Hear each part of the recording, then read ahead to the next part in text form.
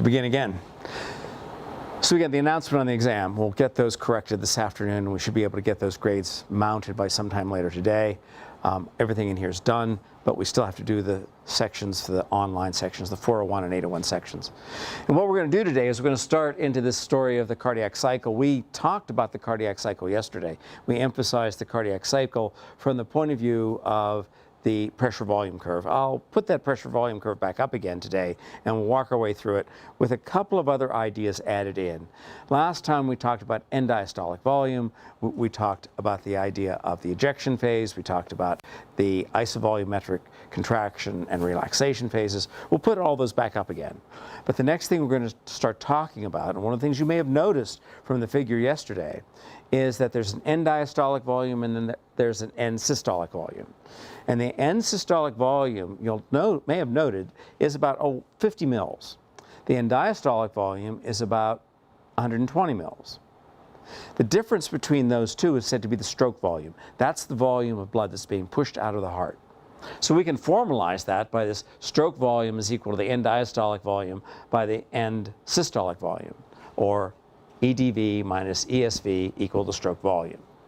And then we can go on and say that the stroke volume, that is the amount of fluid, the amount of blood that's moved out of the heart with each heartbeat, times the cycles per minute, will give you cardiac output. So for instance, if you have a stroke volume of 70 mils and your heart's beating at 70 beats per minute, that's a cardiac output of 4,900 mils. That's kind of average of what someone sitting in this room quietly is likely to be doing. And it's a big number when you think about it. It's 5 liters a minute is moving through your heart. That's a lot of throughput of blood through that pump. And so I want to stress some differences about that when you start getting into this new concept called Starling's law of the heart. Now, Starling's law of the heart was described in the early part of the 20th century, and he really didn't know anything about sarcomere lengths or the electrical activity in the heart. He just measured that when more blood went into the ventricles, more blood came out. And he said that because it's a closed system, if you put more in, you've got to get more out. And that's basically Starling's law of the heart. And I'll try to explain this in terms of the pressure volume curve, and also explain it in terms of a highly conditioned athlete. Most people have heart rates in the neighborhood of 68 to 72 beats per minute. But if you begin to talk to really well-trained athletes, long-distance runners, long-distance bicyclists, long-distance swimmers, it's not unusual for those individuals to have heart rates down around 45, 43 beats per minute. And yet, they still have the requirement of delivering the same amount of blood to all of their tissues. So how does that problem get solved? And the solution to that problem is largely through Starling's law of the heart.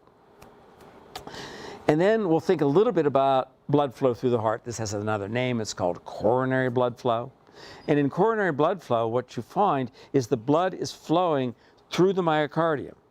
And if you think about that for a minute, if you think about the drawings that we put on the board the other day, there's a sizable piece of meat between the chamber and the outside of the heart. That's a big piece of muscle. And that muscle has to be fed oxygen and nutrients. So there must have its own blood supply. It must have its own series of arteries and veins and so forth. And we'll talk about that. That's called the coronary blood supply. But it generates a kind of logistical problem. How do you manage to deliver blood to the organ that's contracting to deliver the blood? And so we'll see that there's a special circuit. And the special circuit of the coronary blood supply starts with the aorta. And we'll see that there's going to be blood in the aorta. And that, if you remember last time, we had high pressure when the blood went out into the aorta, and then those aortic valves closed. But the pressure remained behind for a little bit as the blood flowed out into the rest of the systemic vasculature. So we retain some level of pressure in the aorta after the heart has stopped contracting. That's the pressure we're going to use to drive the blood through the coronary circuit. And that circuit is going to be from arteries to arterioles to capillaries to venules to veins to the coronary sinus back to the atrium. Except for the coronary sinus, this is the same pattern we'll see in the rest of the vasculature. It goes out through an artery, These arteries branch into arterioles. The arterioles further branch into these exchange vessels called capillaries. That's where all the oxygen and nutrient exchange occurs. Then that blood is gathered up by another series of tubes that are continuous to the capillaries called the venules. The venules empty in the veins, which are larger, and these then finally empty in the heart into a specialized structure called the coronary sinus. But in the end, you have deoxygenated blood, which is returning to the right atrium, going in the right ventricle, and then out to the pulmonary circuit. So in that way, it's the same, but it's specialized, and it causes some clinical problems. So we'll discuss that a little bit. One of the things we'll see here as we walk our way through it is that because of the anatomy and because of the fact that the heart is beating and is going to squeeze shut these tiny capillaries, the best time, the most opportune time to flow blood through the coronary vasculature is during diastole. So it's when the heart is relaxed, when blood is entering those ventricles, that we're going to now move the blood through the coronary system. Then, of course, when you think about that, you say, well, where's the pressure coming from? That's back to the idea the pressure is in the aorta.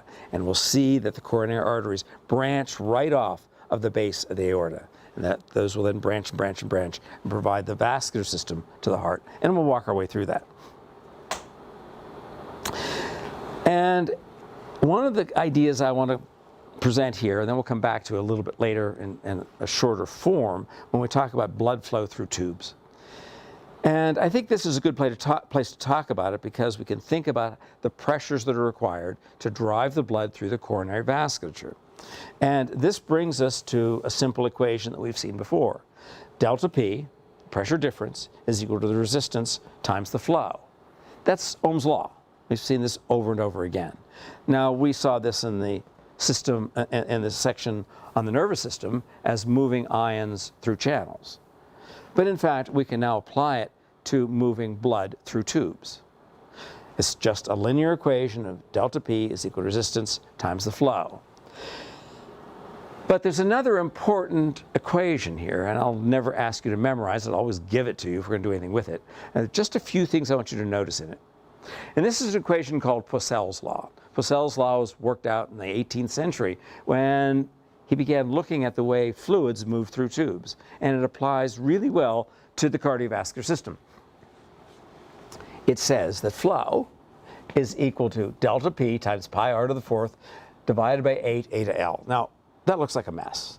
And if you haven't had fluid dynamics, it will really be a mess. Now, in fluid dynamics, they go really down into the nuts and bolts of this and see where it's all coming from. What I want you to notice from this is that 8 nu L, this is the length of the tube. This is not nu, this is eta. This is the viscosity of the fluid. 8 is an integer. So we can make that a constant. Delta P, well, we can set the pressure differential along the length of the vessel. Pi is a constant. Now what we can change is R, the radius of the tube. What I want to impress upon you here as we discuss it is that the flow is effectively proportional to the radius raised to the fourth power. That means you don't have to change the radius by very much, and you enormously change the flow. That has real implications for the cardiovascular circuit. It has real implications for the coronary circuit. Because if you begin to plug those tubes, if you begin to plug the coronary arteries, and you begin to lay down plaque and narrow them, you're changing the radius. If you're changing the radius because of this fourth power rule, you have an enormous effect on flow. This is really dangerous because this is now going to reduce the flow to the myocardium. And the myocardium needs lots and lots of oxygen. If you look at cardiomyocytes, they're just chock full of mitochondria. And if you look at the oxygen drop as it moves through the coronary vasculature, it comes in at fully saturated, 100% saturated, but leaves at about 15% saturated. So 85% of the oxygen is used through this coronary circuit. That means if you stop flow by very much, you're going to starve that muscle of oxygen. And that's coronary artery disease, and we'll spend a little bit of time talking about that. And then we'll drill down and talk about cardiomyocyte structure. What does an individual cardiomyocyte look like? What is a muscle cell in the heart? Well, it's going to have many of the characteristics we talked about with skeletal muscle, but there's some interesting variations on that theme. First, where the skeletal muscle was multinucleate. Remember we said it had hundreds, maybe thousands of nuclei. Each of the cardiomyocytes has only one nucleus. But where the skeletal muscle was derived from hundreds or maybe thousands of individual cardiomyocytes, in this arrangement, what we do is we connect each of these individual cardiomyocytes by gap junctions to its neighbors. So rather than forming a big syncytium by basically glomming all of those myocytes together in skeletal muscle, what we're doing now is we're linking the cardiomyocytes one to the next by gap junctions to provide electrical continuity. So we'll describe that, we'll draw that, and then we'll talk about the gap junctions at the points where the cells talk to one another. We'll talk about called the intercalated discs, and then we'll see that in addition to the gap junctions, there will be these desmosomes holding the structures together mechanically. So we'll work our way through the structure of the cardiomyocytes, and then we'll think about the different types of cardiomyocytes in the heart. Now, I'm going to list 3 of them here, but in the end, you'll find that way more than 99% of the muscle cells in the heart are these contractile cardiomyocytes. These contractile cardiomyocytes are doing the work. They're the cells generating the force to propel the blood through either the pulmonary circuit or the systemic circuit. But those cells can't generate that force. They can't do work. They can't do their jobs unless they're instructed by the pacemaker cells. The pacemaker cells run the show. The pacemaker cells are going to generate electrical signals, send those electrical signals through conductal cells, which are basically just propagating these electrical signals, and deliver the electrical signals to the contractile cells. The contractile cells are incapable of doing their jobs without instructions from the pacemaker cells. And it's the pacemaker cells now which are determining the rate and rhythm of the heart. To remember from the stories of Otto Loewi, we know that the heart has its own rate and rhythm that's modulated by the nervous system. So we're going to look here about how that rate and rhythm is set. And then we'll walk our way through the anatomy of how these cell types are laid out. We'll talk about the sinoatrial node. This is a cluster, a grouping of conductile cells, which are really pacemaker cells, that sit on the right atrium. Then they'll be connected from one cardiomyocyte to the next through a series of conductal cells that go to the atrioventricular node. Both the sinoatrial node and the atrioventricular node can generate rate and rhythm. If things are working properly, you generate the rate and rhythm out of the sinoatrial node, the SA node. But there's a backup system of the atrioventricular node, which then can back up and take over if the sinoatrial node misses its beat. Then from the atrioventricular node, there's a bundle of these conductal cells. It has this old-fashioned name, named after a 19th century physiologist named His. So it's the bundle of His. The bundle of His branches into the right and left bundle branches. Those right and left bundle branches then branch and branch and branch into these tiny structures called Purkinje fibers.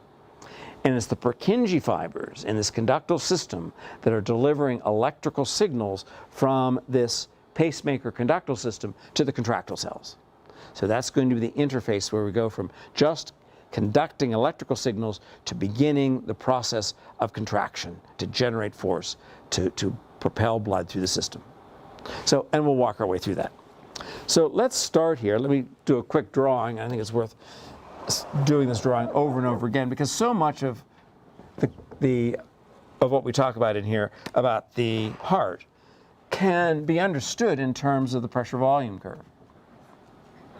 And again, I'll go through it fairly quickly. Here's point A, point B, point C, point D, and back around again. And we said that this was the period of isovolumetric contraction. We said that this is the point where on the left side the aortic valve opens, and the right side would be the pulmonary valve. But the valve opens. This is the ejection phase. This is the period of isovolumetric relaxation. And down here, the point of true beginning here at point A is said to be the end systolic volume. This point out here at B is said to be the end diastolic volume.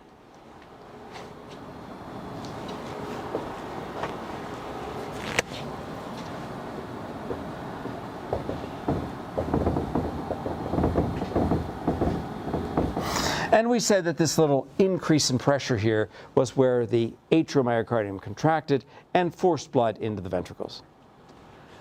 These numbers here, if you want to put numbers on it, this at point A, this is about 50 mils. In most people, typically sitting at rest, this volume at point B is about 120 mils. The pressures that we see, if we're talking about the left side of the heart, the pressures that we're going to generate up here are about 120 millimeters of mercury. Typically, it takes 110 or 120 millimeters of mercury of force to open the aortic valve.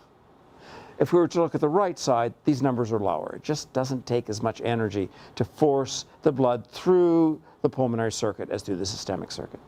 But the story of the cycle is pretty much the same on the left and the right side. The next piece is also the same, and I want you to think about this because it's a closed system. Whether you look at the left or the right-hand side, we have something known here as the stroke volume. We define the stroke volume as the end diastolic volume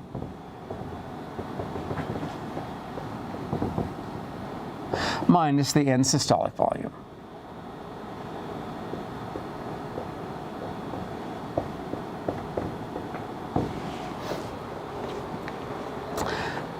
Notice that we typically leave about 50 mils of blood behind in the ventricle after the cycle. This is not a fully efficient pump. We don't pump every drop that comes into the heart during diastole out of the heart through the cardiac cycle. We leave some behind. But we can still calculate the amount of blood that's moved with each heartbeat by calculating the stroke volume, the end diastolic volume minus the stroke volume. In a typical number, since this end diastolic volume is 120 and the end systolic volume is about 50, the stroke volume is typically about 70 mils.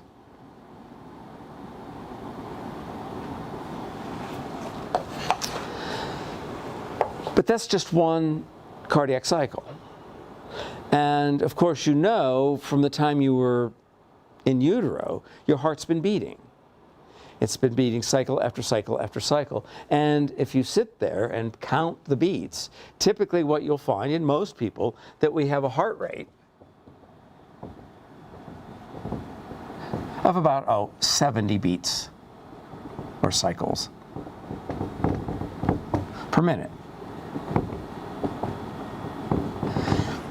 That brings us to the concept of cardiac output. We define cardiac output as equal to the stroke volume times the cycles per minute. So in the example we have here, the stroke volume is equal to 70 mils, and we have a heart rate of about 70 cycles per minute. So if you multiply these two numbers together, you get about 4,900 mils per minute. And that's the cardiac output. Typically, the cardiac output for most of us sitting quietly is in this neighborhood of about 4,900 mils. That's a lot. That's 5 liters every minute of every day throughout your life, you're pumping 5 liters of blood through that system. That's a lot.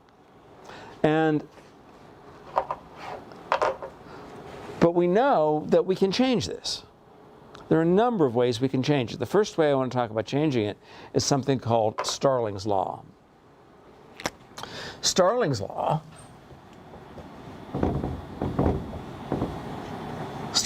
of the heart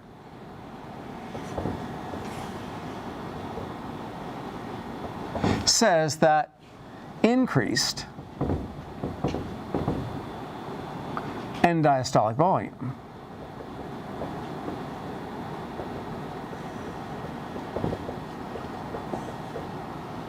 yields increased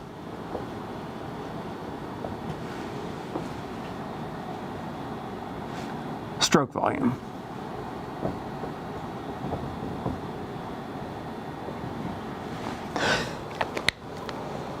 And if you think about, if you can picture the structures we talked about yesterday, the blood coming into those ventricular chambers. If more blood's coming into the ventricular chamber with each cycle, more blood has to go out. That's not a deep thought. And so that basically is what Starling's law holds. We can think about it a little bit into a little bit more detail. We can think about it, and let's imagine this is the myocardium.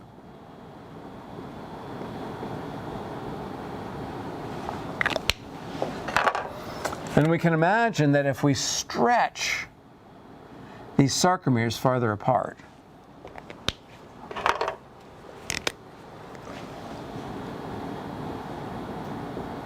that if in some way we could simply allow for these sarcomeres to be farther apart, they'd have more distance through which they could work. That's what we're going to see is going to happen in Starling's law. So let's draw Starling's law first on another pressure, well, I can draw it here in this pressure volume curve. And then we'll think about this story. So we're going to start out at the same point. I'm going to put this in red. We're going to start out at A. I can't draw right over it, but it's meant to be about the same. It's out here, waits a little longer, and comes up. Now, I think the best way to think about this is to imagine someone who is a really well-trained athlete, someone who spends hours and hours running or on a bicycle, on a treadmill, and they no longer have the typical heartbeat of 70 beats per minute. Their heart rate, some of these individuals will get down into the low 40s, so let's say it's 45 beats per minute. They still have to have about 4,900 mils per minute moving through the heart. Their basic physiology may be a little bit different out in the muscle, but it's not that much different. They still have to deliver these high volumes. So that means if we've reduced the beats per minute, we have got to increase the stroke volume, and that's Starling's law. And I don't remember the numbers here. I think I put these in. If it's 45, this thing now has to be 110. So let's draw that. So here's the end diastolic volume.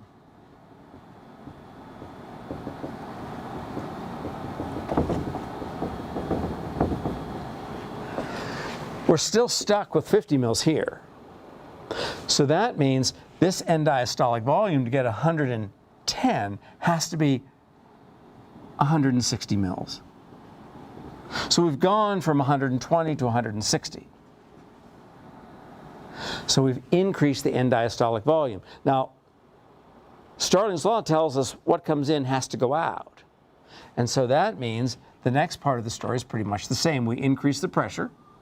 We reach a pressure point up here where the aortic valve opens.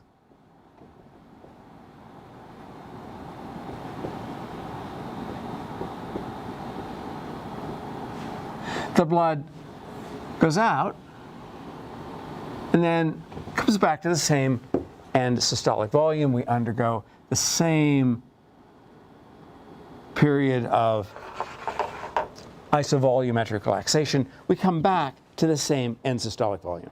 All we've done here is that by slowing the heart rate, by conditioning and slowing the heart rate, we have now increased the stroke volume. Because we've increased the stroke volume, we can deliver the same amount of blood through a smaller number of cycles, smaller number of beats. That's all we're saying. Now, to be sure, these well-trained athletes in their early 20s, when they go out to exercise and they go out to really work out, these heart rates can go up to 180 to 200 beats per minute. And they'll still have the same 160 mils coming in during that period of time. So they can increase their cardiac output by an enormous amount. So through training, you end up with this high stroke volume. And through training, you can get your heart rates up while maintaining these stroke volumes to have tremendous cardiac output. So any questions on that? Yeah? Just a question in general about the curve. I was confused on why, on the relaxation phase, it doesn't like immediately start filling again, why there's the isovolumetric. Right, okay. So the question here is, what is this with the isovolumetric relaxation between D and A? And why doesn't this start filling immediately? Well, the answer is that it probably does, pretty much. And the problem, the issue with this graph is there's no time. You can't tell how long any of this happens. So the duration of this period between the time when the aortic valve closes and the blood starts through the low pressure return to fill, this time is about, I think it's 30 milliseconds. So it's not very long. And all we're doing during this period of isovolumetric relaxation is we're ceasing to deliver electrical signals to the contractile cells to make them contract. So they've stopped generating force. And at this point now, because we're no longer generating force by the contractile cells, they're relaxed. We can now fill those ventricles, and in this case, we can now separate those Z-lines, just as we talked about yesterday, where the only way to return those Z-lines to their original length is to fill the ventricles and stretch them back again, because we don't have an antagonistic muscle. And so the way we do that is we fill them, and Starling's law says that what we'll do, because we have a longer period of filling, slower heart rate, we'll stretch these Z-lines out farther.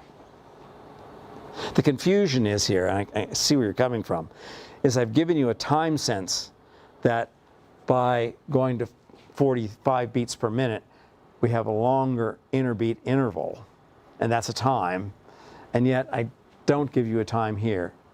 And it's a problem with this graph. It's just pressure volume. There's no time on it. Some places you'll see where they'll add more information into these graphs.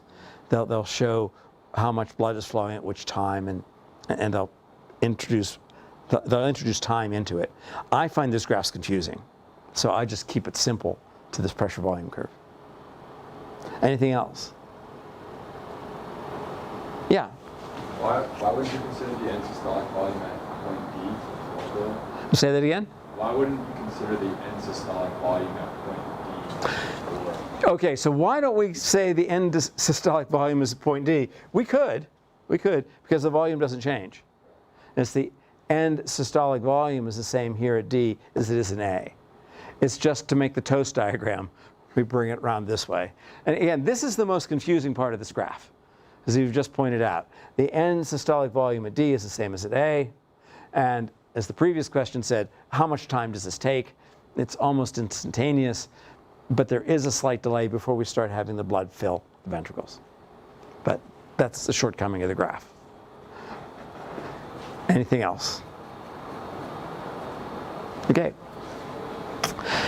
Then, let's now take another drawing of the heart, one of our crude drawings of the heart. And let's put the whole thing in. here's the right side, the right atrium, the right ventricle, with the myocardium. I won't put all of the cell layers in today.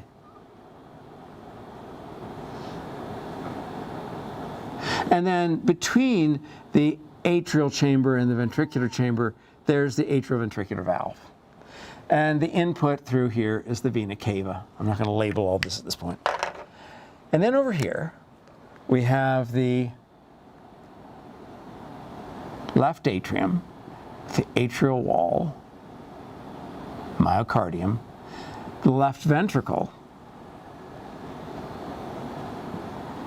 which has a slightly thicker muscle wall, and the atrioventricular valve. Now I'm going to add one more piece in here today that I didn't talk about yesterday. There's a region in here where the walls of the left and right side are separate from one another. This is called the septum, the dividing point. And we're going to use this septum a little later when we talk about the way the pacemaker system is set up. But you'll remember that the output system here for the left side is through the aorta. And there's the aortic valve here. But this is muscle.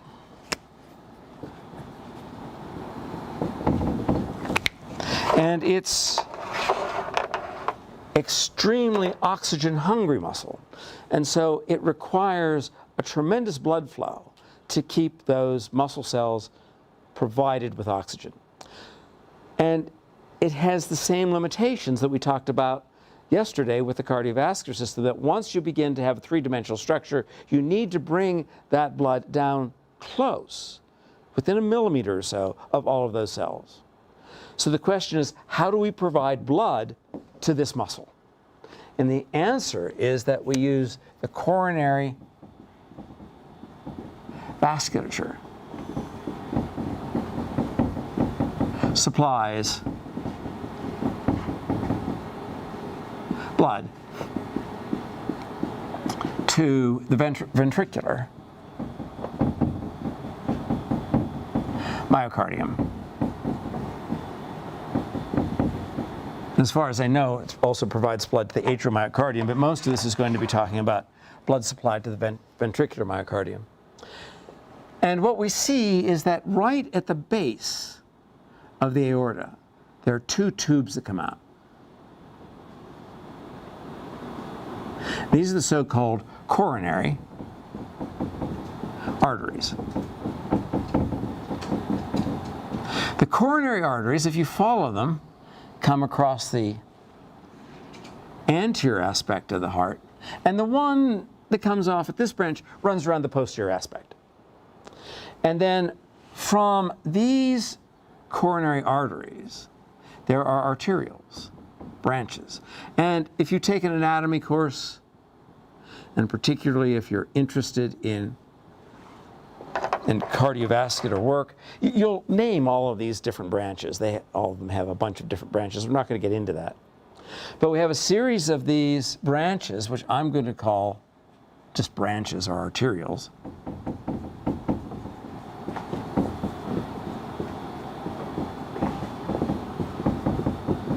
I'm going to call these the arterioles. And these arterioles then will further branch to form capillaries.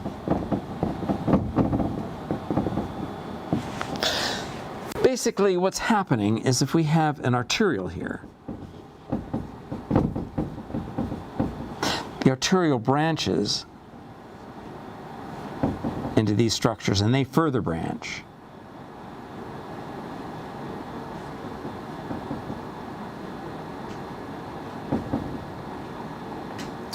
And by the time you get into these fine branches, what we're seeing is that all there is an individual layer of endothelial cells. These capillaries are a single layer of endothelial cells.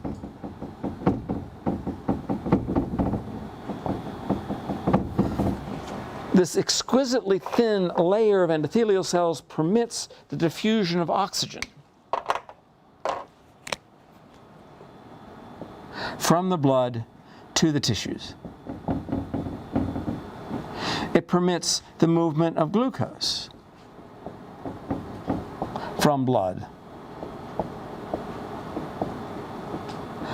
to cardiac muscle.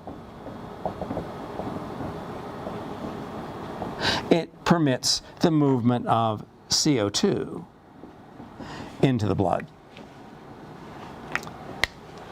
But the major thing to remember here is that we started out with these two tubes, the coronary arteries, one which comes around the anterior aspect, one comes around the posterior aspect, and these branch and branch and branch until we finally get these fine branchlets that are feeding oxygen to the individual cardiomyocytes. And then on the far side, these then will be collected. I'll just draw this out. We'll collect blood from capillaries in venules. I'm sorry, venules. And as we said at the output, the pattern here is from the artery to the arterial, to the capillary, to the venule, to the venule, to the vein. So we go from venule to vein, something known as the coronary sinus, where we collect that blood and then send it to the right atrium.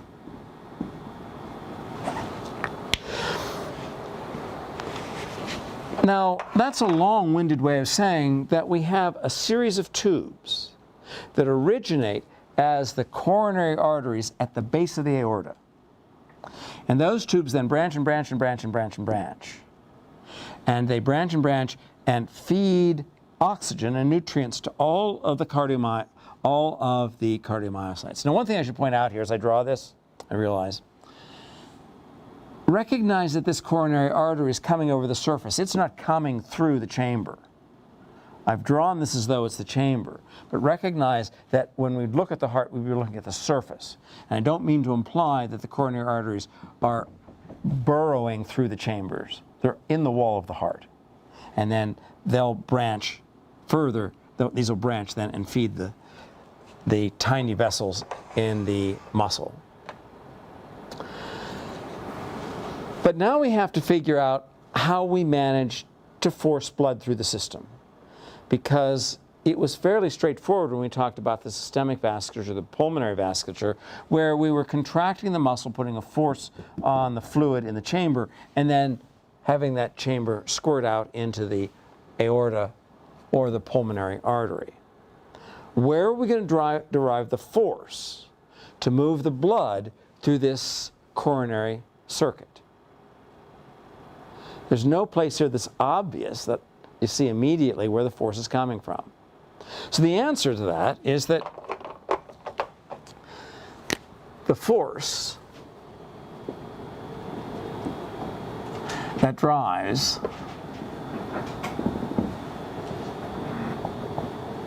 blood through the coronary vasculature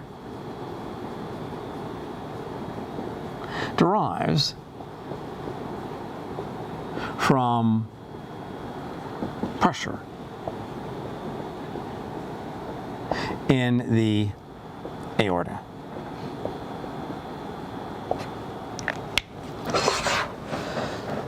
Now remember the aorta. Remember what's going on here. The aorta has this valve here. We build pressure, we build pressure, we build pressure, and then the blood flows out into the aorta. If you go to that upper panel, that ejection phase is when the blood is flowing out into the aorta.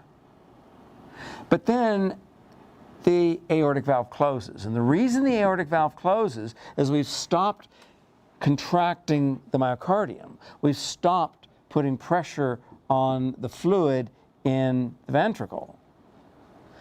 And the pressure out here in the aorta is greater than the pressure inside the chamber.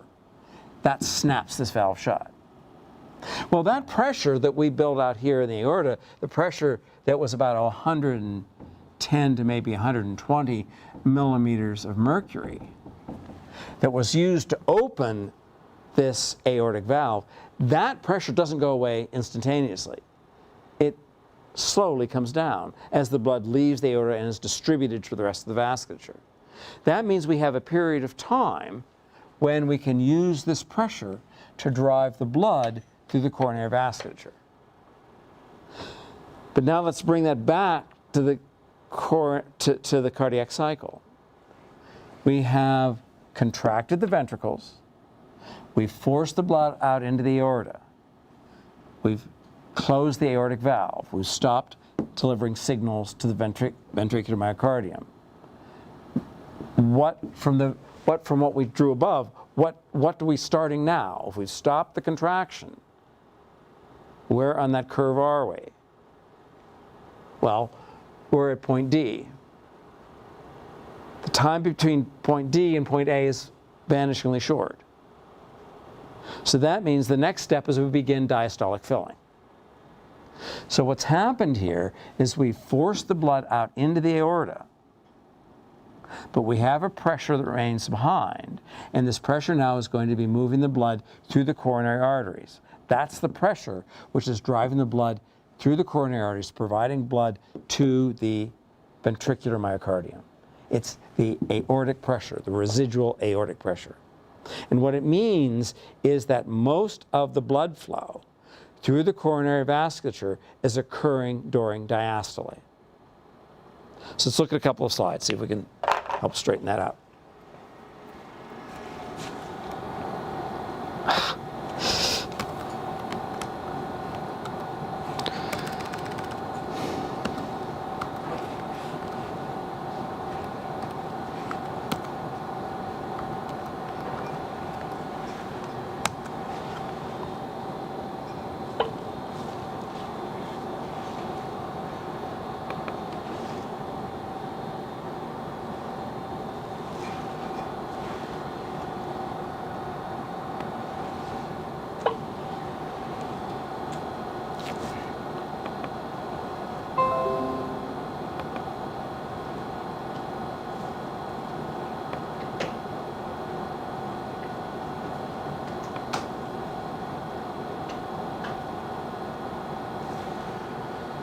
It's not a good sign.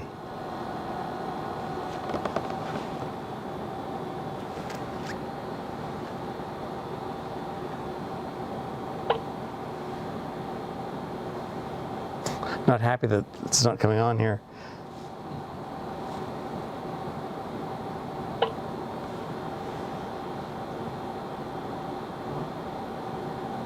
That's on, but I can't get the slides to come on. Tell you what, let's take a break. Come back in 5 minutes. I'll see if I can get this fixed.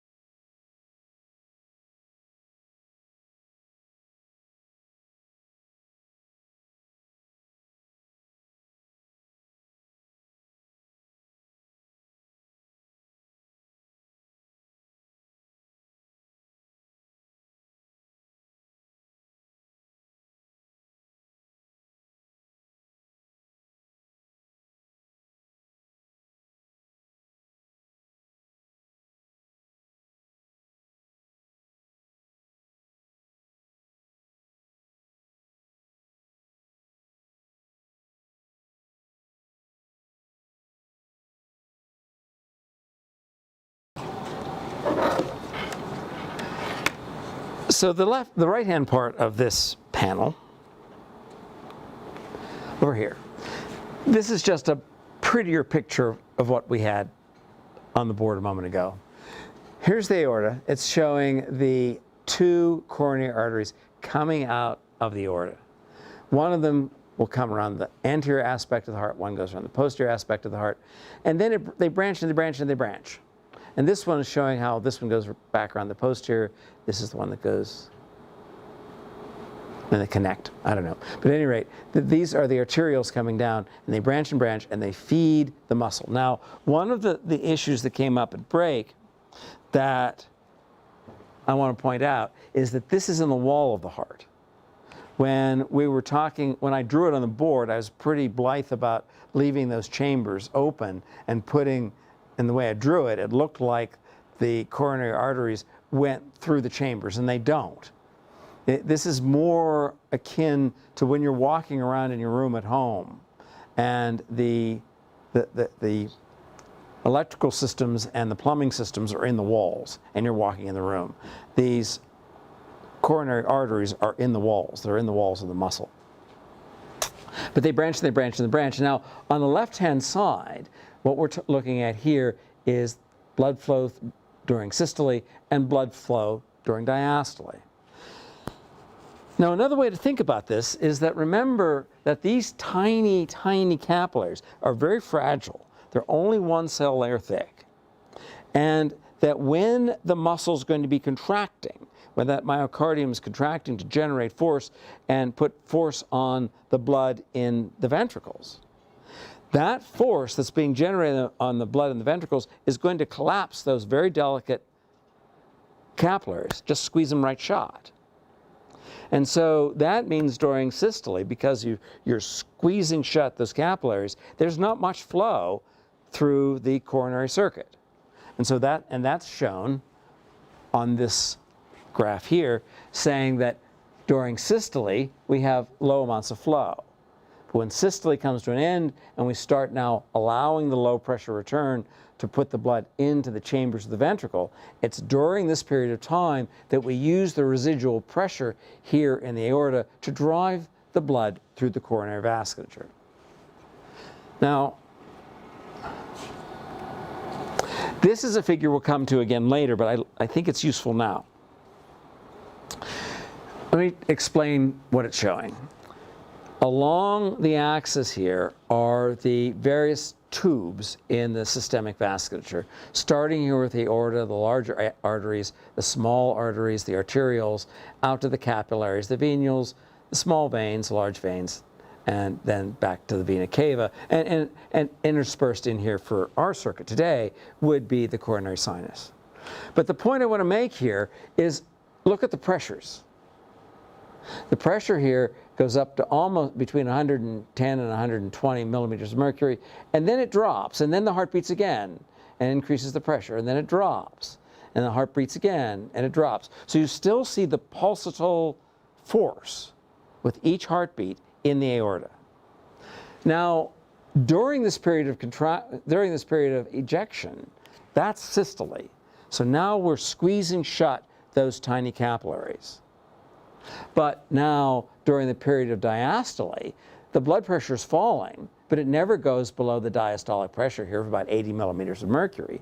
So we have plenty of pressure here in the aorta to force the blood through the coronary vasculature. That's where the pressure is coming from. It's coming from the residual pressure after each heartbeat. After the aortic valve is closed, we retain pressure in the aorta to drive the blood through the coronary vasculature.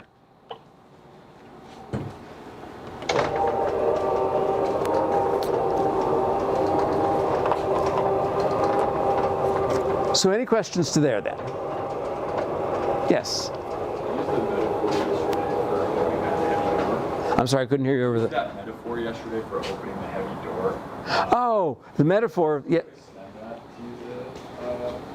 Yeah, we can extend that here. Let's see if I can work my way through this. So you're standing at the door, you push it open, and then the air on the outside is at higher pressure than inside the door. So the air on the outside slams the door shut. but there's still pressure out here. And that pressure which slammed the door shut is the pressure you're going to use to drive the blood through the coronary vasculature. Does that help? Sure. Good. Yeah.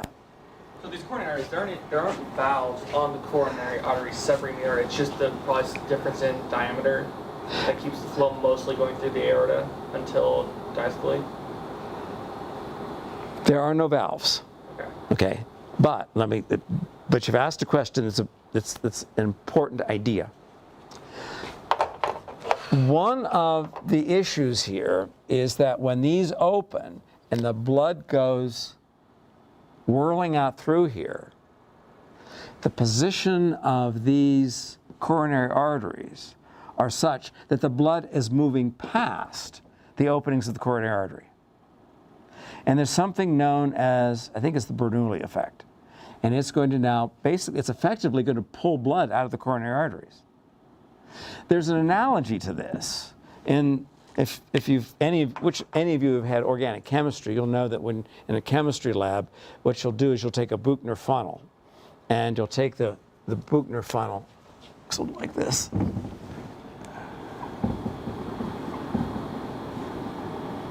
And you put it into a sidearm flask. And the sidearm flask has an opening here, and you connect a rubber tube to this, and this rubber tube then goes to a spigot. And you run the water by it. As you run the water by it, running the water by this opening draws air out of the flask, lowering the pressure in the flask so the fluid moves through the Buchner funnel more quickly. That's the way you filter your product. Well, the same thing applies here. That is, as the blood goes by this opening, just as the water going by the opening in this tube, we actually are pulling some of the blood back out of the coronary arteries. So, and you would solve the problem as an engineer by putting a valve in there. But biology didn't do that. It just solves the problem by letting the Bernoulli effect pull the blood out, wait until the pressure closes the valves, then use that pressure to drive the fluid through the coronary vasculature. Anything else? Okay. So the pressure is derived from the pressure in the aorta, driving the blood through the vasculature.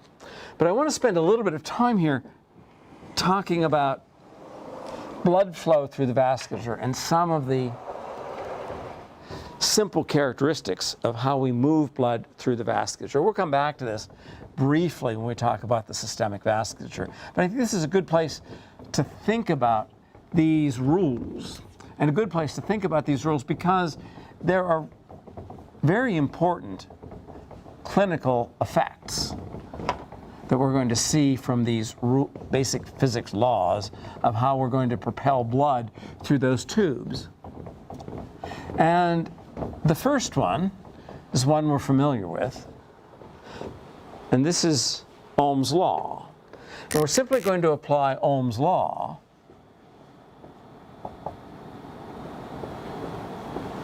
to moving fluid through a tube. When we do this, we change the wording a little bit, and we say, rather than voltage, we say a delta P, difference in pressure, is equal to the flow times the resistance.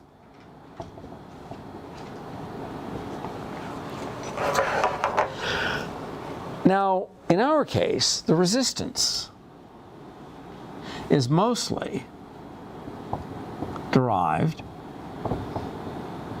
from friction between the wall, the tube wall, and the fluid.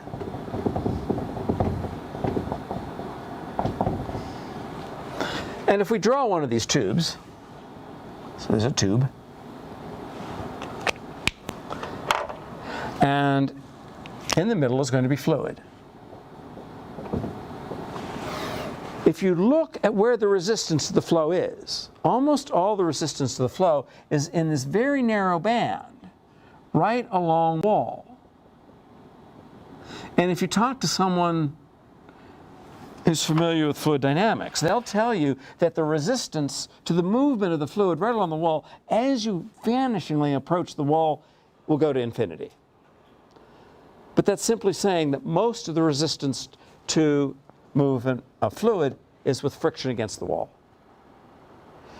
I think you can see that we can increase the flow here by a whole lot. We can reduce the resistance, if you will, by simply increasing the diameter of the tube. You know that intuitively. You know that intuitively because we've all done this experiment.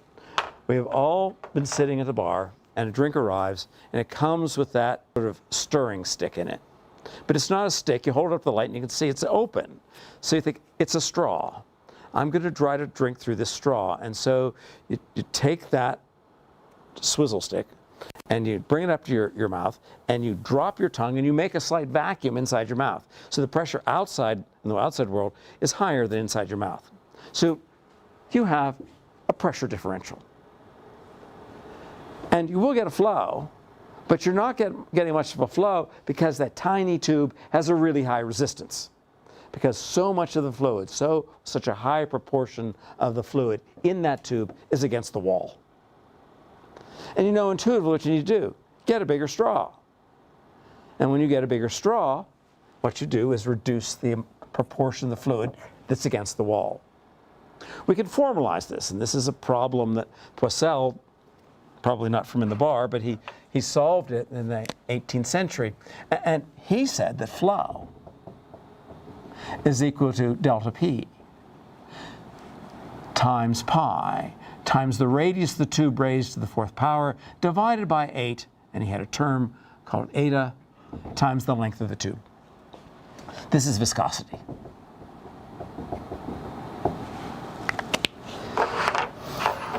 You know this too from drinking a milkshake versus drinking a water drink. If you're going to drink a milkshake, the viscosity's gone way up. So now you try to produce the differential pressure by dropping your tongue and making a slight vacuum inside your mouth, and you don't get much flow because the viscosity is too high. But you can still solve the problem. Get a bigger straw. Have less of that fluid against the wall. But in our story today, what we want to think about here is the radius. Because when we boil all this down, when we have a fixed length, and we say the viscosity of the blood isn't going to change, and this is an integer, then all we have here is the delta P, the pressure difference, and we can set that times pi times r to the fourth. This is a constant. We can set the pressure. This is a number. So we can say that flow is proportional to the radius of the tube raised to the fourth power. That's a powerful number. What it's telling us is that we don't have to change the radius by very much because it's raised to the fourth power. If we change the radius by a very small amount, we have a big effect on flow. If we increase the radius, we get way more flow. If we reduce the radius, we get way less flow. And because it's this power function, this has really important clinical implications. And the reason for that is that we don't have any redundant systems here. All of the blood that's flowing to the ventricular myocardium comes through the coronary arteries, comes through that arterial system. And one of the things that happens in primates, for reasons we don't quite understand, and it's particularly bad in humans, is that over time we begin to build up fatty deposits in the coronary arteries, in all of our arteries. And what happens is you begin to build up some of these fat deposits in the coronary arteries. And we call this plaque. We don't quite understand why this happens. It seems to be high in lipids, so there's been a push toward lowering people's dietary lipids. There's a correlation with building up plaque with high blood lipid levels, high cholesterol levels. We don't really know what the relationship is. Some people think it has something to do with endothelial cells and inflammation. Inflammation then begins the deposit. Whatever the cause is, we begin to build up these blockages in these tubes. Now go back to the upper panel. Change the radius by very much, and you have an enormous effect on flow. So what happens in coronary artery disease is that we begin to build up the plaque in these tubes. And as we build up the plaque in the tubes and we narrow it, we're reducing the radius. We don't have to completely occlude these tubes before we have a big effect on the flow. And that's dangerous because all the blood that's going to provide oxygen to the ventricular myocardium comes through this system. If you stop blood flow or impede blood flow through this system, you're now going to reduce the amount of oxygen being delivered to these cardiomyocytes, and they require a lot of oxygen to stay alive. Sometimes these will break off too, and they will then form their own embolism or clot or occlusion, infarction that prevents the delivery of blood. But you just don't dare reduce this radius by very much. Now in the old days, well, probably 20 years ago, what they would do when they found this problem is they would go to another vessel. For a long time they would use the femoral vein, and they would basically take a piece of the femoral vein and they would stitch it in here. They'd cut out the bad part and stitch in a new femoral vein.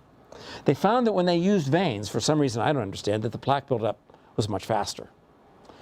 And so they stopped using veins, and they found they could start using different arteries. And so they'd use a bit of artery, usually came out of the wrist, and they could plug that in, and that worked better. But they still were doing open heart surgeries.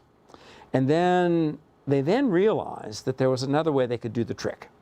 And that is they could go in through the femoral vein, work their way back through the system, and by following the pathway, they could actually insert a balloon in here. And this is called angioplasty. And in angioplasty, what they do is they pump it up and they push this lipid back up against the walls. They basically compact it. That works for a while, but it tends to refill. And now more often what they'll do is they'll push it back with an angioplasty, and then at the same time they'll come in here, usually surgically, and they'll put a bridge in here called a stent. And they'll put the stent in, and what will happen in many people is the stent will again fill up with this plaque. We don't understand why some people have a higher tendency to build plaque than others, but it seems to be the case. And so even when you put a new stent in, sometimes they will build plaque too. But it will last for years, and it will provide adequate blood flow to the through the coronary vasculature to the myocardium for quite some time by putting basically in, replace the closed off part of the tube. We've gotten pretty good at that. Cardiovascular surgeons are darn good at putting these things in and giving people a new lease on life, basically. So any questions up to there? That's the flow.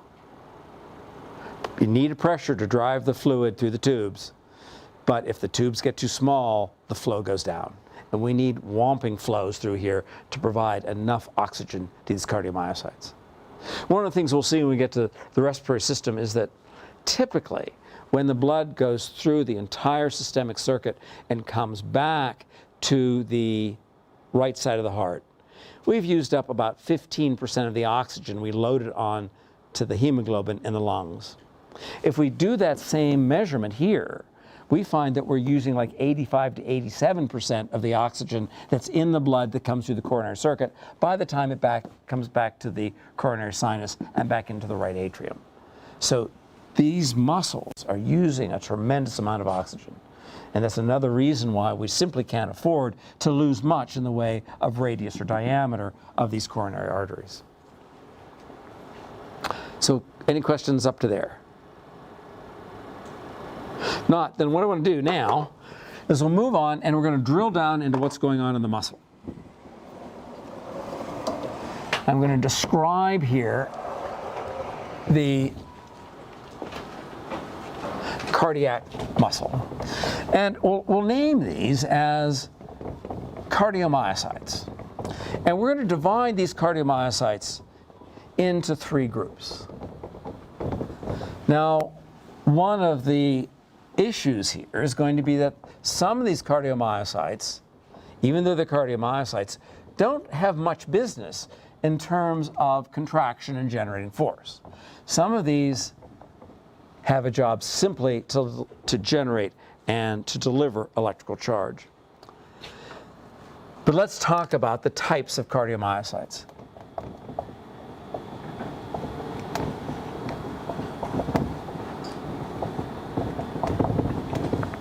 The first type we'll talk about is called the pacemaker cells.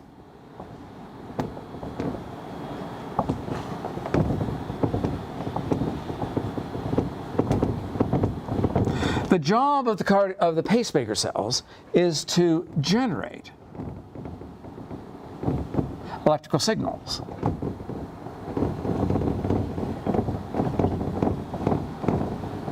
And these are electrical signals that set the rate and rhythm of the heartbeat.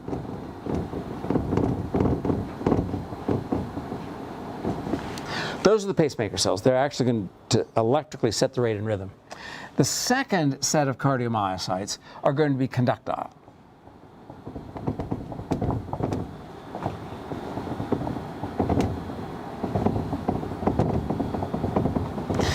The function of the conductile cardiomyocytes is to propagate electrical signals.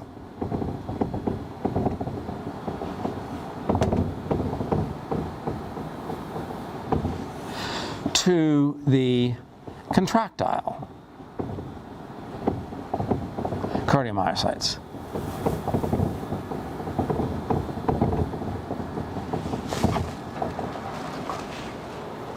The third type are the contractile cardiomyocytes. And the contractile cardiomyocytes are the force generating cells.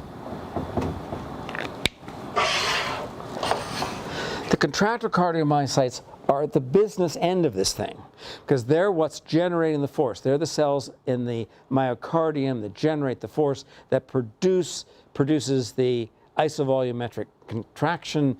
It produces the force that propels the blood through the opened aortic and pulmonary valves out into the vasculature. These are the business end. But none of these work without these guys. These are controllers. The pacemaker cells and the conductile cells are control contractile cells. These are followers. These do what these cells tell them. Now, when we look at these cells, if we look at the structure of these cells, we find that cardiomyocytes,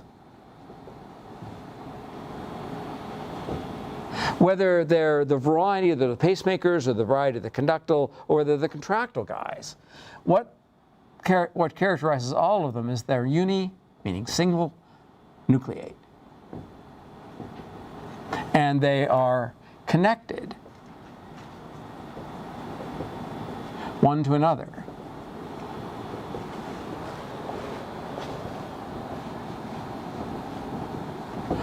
by gap junctions.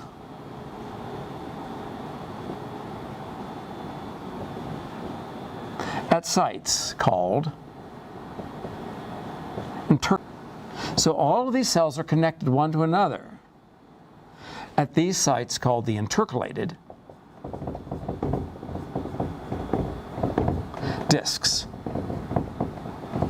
Intercalated discs are basically an anatomical description, but what they are is extensions of the plasma membrane of these two cardiomyocytes interdigitating one with the other. Within those interdigitations, if we look carefully at the interdigitations of the membrane,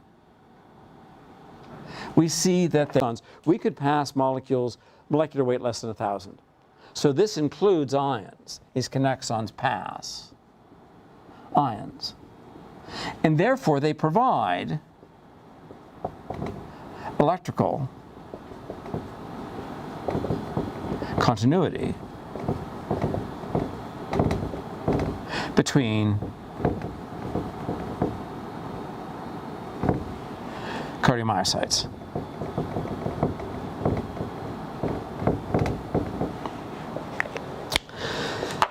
Particularly in the contractile cells, you'll see accompanying those gap junctions, you'll see desmosomes. Because when the contractile cells are contracting, there's a good bit of shear force between these adjacent cells. So we hold the cells together with desmosomes. So the cells are held together, glued together by desmosomes, but the cell's cytoplasm is connected one to the next by gap junctions. That means we can pass current, we can pass ions from one cell to the next through the cytoplasm. So electrical continuity arises because of these gap junctions at the intercalated discs. Well, if we look at the details of these types of cardiomyocytes and apply them to these simple drawings, what we see is that in contractile cells, we've got a pretty robust muscular system. So if this is a contractile cell, we'll have robust Z-lines. We'll see that there are classic thin filaments. And in between those thin filaments will again be the thick filaments. And the rules, as we describe muscle, pretty much the same. The myosin head's going to reach up, contact the actin thin filaments, and draw them together. And they're organized as striated muscle. And these are the sarcomeres. But in addition, if we look closely at these cells, we also see endoplasmic reticulum.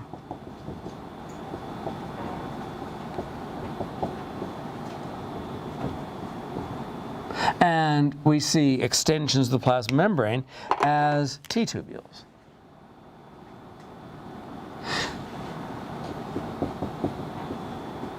Now, the T-tubule system and the endoplasmic reticulum system are not nearly as well developed here as what we saw in skeletal muscle, but they still have them, and they obey the same rules. We don't need such an extensive T-tubule system here because these cells are not that big. They're not gigantic like the skeletal muscle cells. But the rules, we'll see a little bit later, are pretty much the same. We're going to propagate electrical signals down through the T-tubule system, signal the SR to release calcium, get the calcium to bind to the troponin C, and cause muscle contraction. Those are the contractile cells. If we draw over here a conductile cell, it's again uninucleate. But if this is a conductile, or even a pacemaker cell,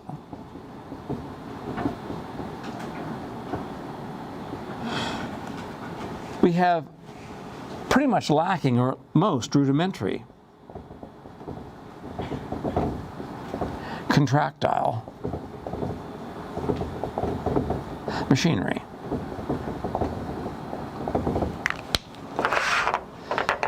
The reason for that is these pacemaker cells, the conductile cells, have one job.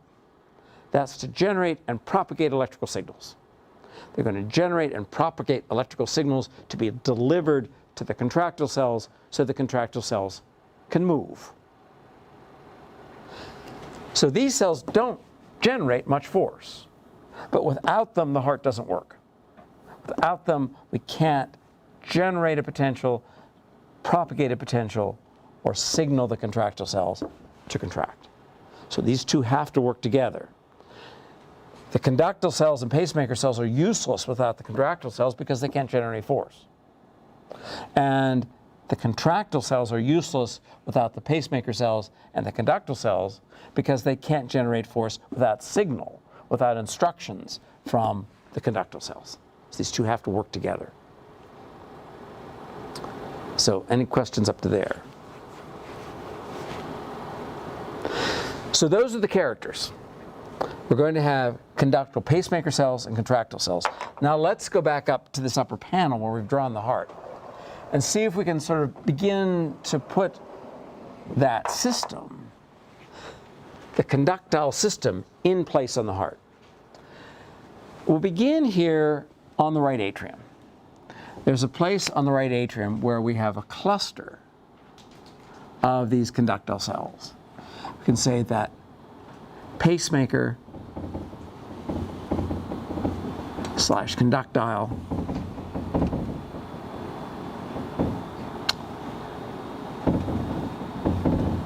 cells cluster at this site called the sinoatrial node. There's a specialized region in the atrium called the atrial sinus. It's sort of an outpocketing, and that's where we find the sinoatrial node. Sinoatrial node is composed of a bundle, a grouping of these conductile cardiomyocytes. And it's at this sinoatrial node where we generate the signals that instruct the contractile cells. But you'll look at this and you'll say, well, that's fine, but you've got the cluster way up here on the atrium. So how are we going to get the signal down here to the business end where we want to cause the cardiomyocytes to contract? Well, if we look at this, they're going to be sort of streams, well, I shouldn't say streams, they're going to be bundles of conductal cells that are going to go out over the right and extend out over the left atrium.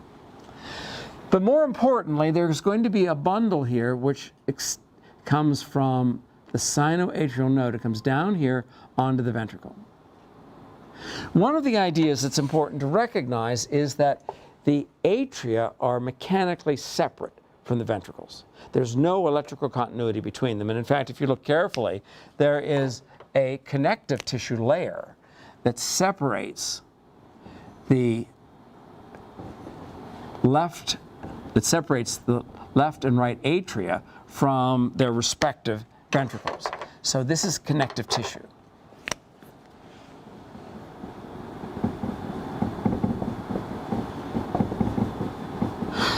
That's to say there's no electrical continuity between the cells of the atrial myocardium and the ventricular myocardium. The only communication pathway is going to be through these conductile cardiomyocytes. We start here at the sinoatrial node. We then have a series of conductile cells that now extend a process, and there'll be hundreds or thousands of these, all linked by gap junctions, and they come down here into this site. And this has a name. This is called the atrioventricular node. Again, it's a node, it's a collection, it's a cluster of these pacemaker cells. Then from the atrioventricular node, and it gets its name because it's right near the interface between the atria, the right atrium and the right ventricle, comes another bundle of these conductile cells. And this bundle has a name. It's called the bundle of His. One of those unfortunate eponymous names. And the bundle of His branches. It branches, and one set comes to the left side of the heart, and the other set branches and goes to the right side of the heart. These are said to be the left and right bundle branches.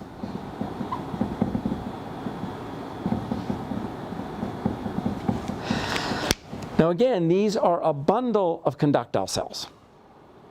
And the left and right bundle branches will follow along the septum for some distance, but then they begin to further branch and branch and branch. Let me spell it out over here and say that the left and right bundle branches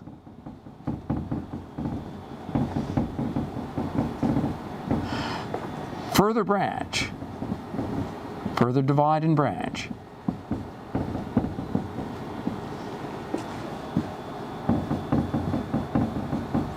into a structure known as the Purkinje fibers.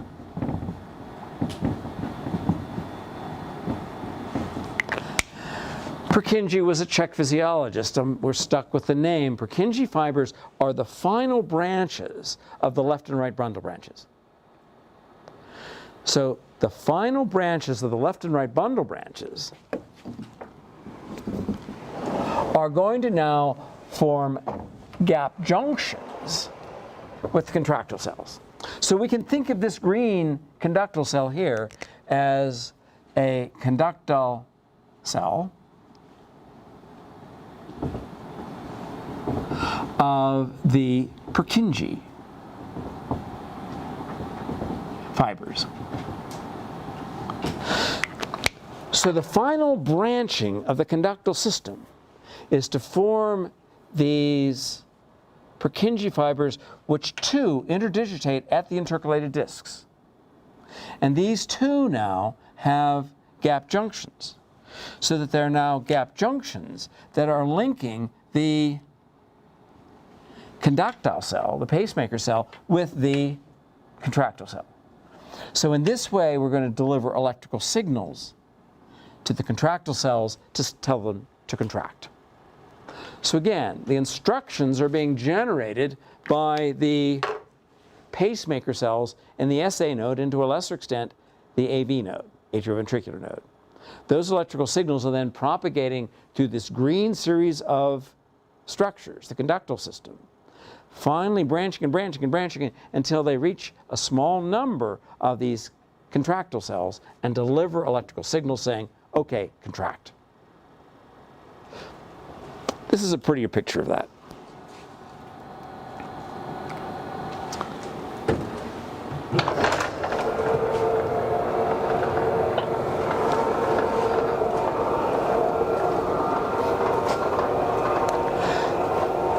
So to try to walk you through this, this is the right atrium. And again, we're not in the chamber, we're on the wall or on the outside of the chamber. This structure up here is meant to be the sinoatrial node. It's right next door to the atrial sinus. And then these branch and branch, and they go out to the left and right atria. They deliver electrical signals to left and right atria to tell those atrial cardiomyocytes to contract. So we have contractile cells in the atria, and that thin wall as well. But for the most part, what we want to talk about is how we go from the sinoatrial node and deliver this information, deliver these cells, how through a continuous linkage through the conductal cardiomyocytes, we link the sinoatrial node to the atrioventricular node, the AV node. So this is meant to show these pathways where all of those conductile cells are interdigitated, one with the next, passing electrical signals from one to the next, and passing the information originally started here, we'll talk about it later, the SA node to the AV node. Now, I'll bring it up here and we'll talk about it later. The SA node is where predominantly we have set the rate and rhythm. We're going to see how that's done through particular channels, probably tomorrow. But it's at this point where we start the electrical signal. That electrical signal then conducts to the AV node. Now, the cells in the SA node have this peculiar characteristics. They have the right kinds of channels that can generate an automatic rhythm over and over again. And that's what they do. And they send the signal to the AV node. The AV node has those as well, but they tend to be running a little slower. And since the SA node is running faster than the AV node, the SA node normally takes hold. But if your SA node isn't working properly, your AV node can take over. It has pacemaker cells. It can take over. And those pacemaker cells, those electrical signals generated by the pacemaker cells, now propagate through the bundle of His into the left and right bundle branches, and these left and right bundle branches then branch and branch and branch into the Purkinje fibers. So you now have this network of conductal cells that are functioning solely to deliver electrical signals to the contractile cells. And the delivery of the electrical signal is from the Purkinje fiber to the contractile cell. But if we follow it backwards, if we follow it from the point where the Purkinje fibers will activate or form gap junctions with the contractile cells. We follow it back through the left and right bundle branches to the bundle of His, to the AV node, and back to the SA node. That's all one continuous series of conductile or pacemaker cardiomyocytes, none of which have the ability to cause a contraction. The contraction is all done here by the contractile cardiomyocytes. So, questions on that? That's the anatomy. Yeah? So yeah, a couple clarifying questions. Is it only at the Purkinje fibers that that message is delivered, or is it like through the branches as well that it's helping the contractile? So your question is, do we deliver electrical signals to the contractile cardiomyocytes from the, say, bundles of His, or the left to right bundle branches? My understanding is no, that those left and right bundle branches, the bundle of His, are like major, I don't want to use the term arteries, they're like major roads that finally have to branch and branch into your driveway that delivers your car to your house. And so the major roads are not delivering your car to your house. You have to get to the driveway to deliver the car to the house. And will be thousands and thousands of those driveways delivering electrical signals to the contractile cells. Okay. The other thing was, so these are all muscle cells.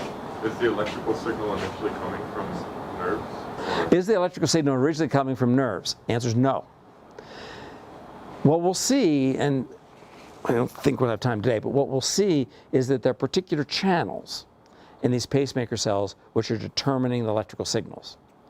Those are intrinsic to the pacemaker cells. Now, having said that, those pacemaker cells can be modulated by the nervous system. And that's the story of Otto Loewi. Otto Loewi recognized that the vagus nerve could modulate the rate and rhythm. So the nervous system, through what we're going to find out as the autonomic nervous system, modulates the rate and rhythm. It can also modulate the strength of contraction, but it's not instructive. It's suggestive. So it's not, so you can, as Otto Loewi showed, you can cut that parasympathetic nerve and the heart continues to beat just fine because it has its own intrinsic rate and rhythm. You don't need the nervous system to drive the heart. It runs on its own, at least in vertebrates. I think in invertebrates there is a neural system, but we're not going to talk about that. Okay? In the back. You kind of answered the question with the driveway analogy, but I guess looking at it from a three-dimensional perspective, like, are the Purkinje fibers interspersed between contractile cells, or is it like Purkinje fiber series of contractile cells? My understanding is that it's Purkinje fiber stepped to the contractile cells. And I think that's going to be a little hard to sort out, whether these fine branchlets, the final driveways, go in between contractile cells and deliver that way, or whether there's a kind of interface where the conductile cell goes to the contractile cell and everything downstream from that is contractile cell connected to contractile cell by the gap junctions. I'm not sure how demarcated that distinction is. I just don't know. Yeah. What happens if there's like an error or something gets cut in the bundle of branches? Does that affect the Purkinje fibers? Yeah. No, these are all solid structures made out of individual cardiomyocytes linked to one another through those intercalated discs and gap junctions. So these are a little bit like wires connected to tiny wires. So what's moving through the cytoplasm along the membrane is electrical signals. And so we'll see that there are voltage-gated sodium channels, voltage-gated calcium channels, which will be in the membranes of these cells that will be opened. Okay, so they're not hollow tubes. They're solid structures filled with cytoplasm. And then the cytoplasm has connections at the intercalated discs, and the electrical signals then move through the cytoplasm and along the membranes, sequentially opening voltage-gated sodium channels in the conductile system. But when we get to the contractile system, we'll start opening voltage-gated calcium channels. Okay. Yeah. Are all of these cardiomyocytes considered smooth muscle? Are all of these cardiomyocytes considered smooth muscle? No, all of these cardiomyocytes are considered cardiac muscle. So there are three flavors of muscle: skeletal muscle, cardiac muscle, and smooth muscle. And the cardiac muscle is more closely related to skeletal muscle than it is to smooth muscle. So, because as the name implies, smooth muscle doesn't have strong Z lines, doesn't have strong stripes, isn't striated like both skeletal and cardiac. And the biochemistry of the skeletal muscle and cardiac muscle is pretty much similar. The biochemistry of smooth muscle, which I didn't get to unfortunately, is really quite different. So they're kind of a different set of creatures. The smooth muscle probably evolved first, and then probably cardiac muscle out of that, and then skeletal muscle from that. Yes? When we're looking at this diagram from the SA node to the AV node, those like three branches, Right. would those be embedded realistically like in the muscle, I guess like in the back behind the plane of the atrium there? So the question is how do we envision this? The way we've drawn it is to have it on one side on the surface.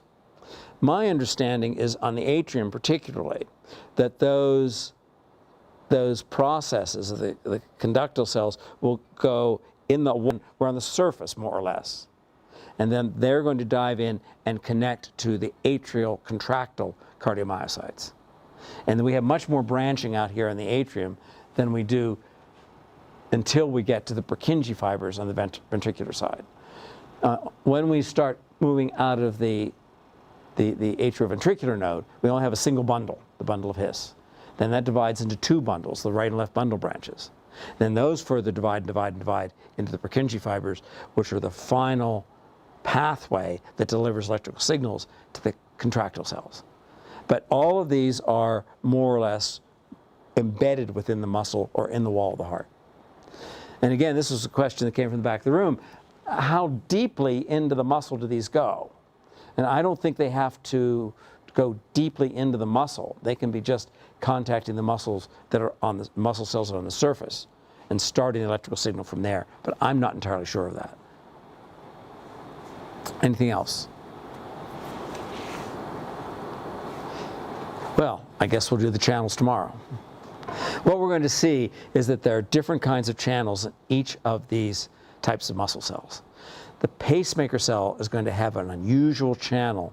It's sometimes called a funny channel, but I will give it another name where it's a cyclic nucleotide activated hyperpolarizing channel. And we'll see how these channels are opened by a combination of cyclic nucleotide and hyperpolarization.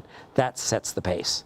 Then the conductal cells will have voltage-gated sodium channels that propagate action potentials, but the contractile cells will now have voltage-gated calcium channels which emit the calcium to start the contractional event. And we'll go through all that tomorrow.